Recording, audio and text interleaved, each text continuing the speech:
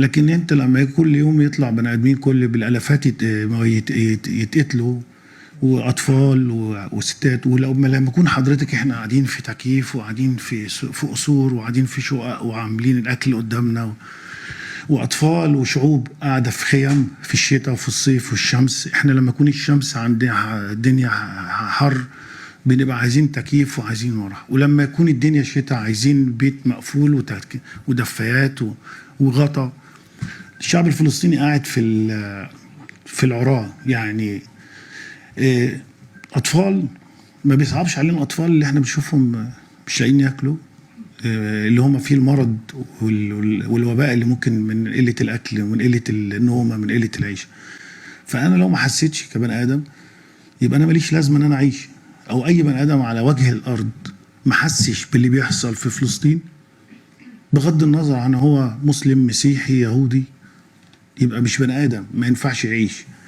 واذا اصرينا ان احنا نغمض عينينا ناخد قرار، واللي في الناس اللي في ايدها القرار تحط نفسيها وتحط ولادها ان هم يقعدوا يوم واحد بس، حتى يقعدوا في الشارع في الشمس وفي المطر وفي الساعة، يقعدوا بس كده يجربوا هيعيشوا ازاي. يعني احنا لما بيحصل سيول هنا في الجو ولا في بتاع، الناس بتتدارى وتجري، لكن السيول بتحصل في غزة وبتحصل في فلسطين والناس مش لاقي حاجة تتدفى بيها ولا حد المطر ولا لاقي الشمس تروح. فانا بقول عار علينا كلنا، عار على العالم كله، مش الوطن العربي بس ولا افريقيا، لا عار علينا كلنا، وعار على اصحاب القرار اللي سايبين بني ادمين زينا زيهم. احنا احنا كلنا زي بعض، لينا عينين ووش وراس وجسم يعني الناس دي عادي جدا. النهارده في 1000 و2000 3 4000 وقعوا اتضرب في صاروخ عادي ماتوا، واحنا هنا الشعوب كلها بما فيهم اوروبا وامريكا بنبص على حاجه تانية، احتمال ممكن يكون الناس بيوروا لهم صوره تانية خالص بغض النظر عن الاديان. احنا بنتكلم لما بتتعاملوا مع الحيوانات، لما الحيوان يتأذي، لو في فيديو جه مثلا حد اذى واحد حيوان في الشارع، كلنا هيخش لازم يتسجن لازم يتحاكم. طب اللي بيقتل الناس، طب الصاروخ اللي بينزل دون يقتل ناس بغض النظر عن الديانات، بغض النظر عن الديانات. انا مش بتكلم على اسلام ولا مسيحيه ولا يهود. انا شعوري اللي طلع ده طلع من نفسي كده، لاني انا بني ادم انسان زي الناس اللي بتموت، زي البني ادمين اللي بتموت.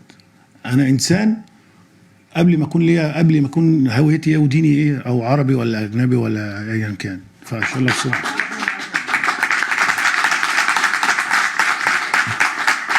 يعني صدقوني انا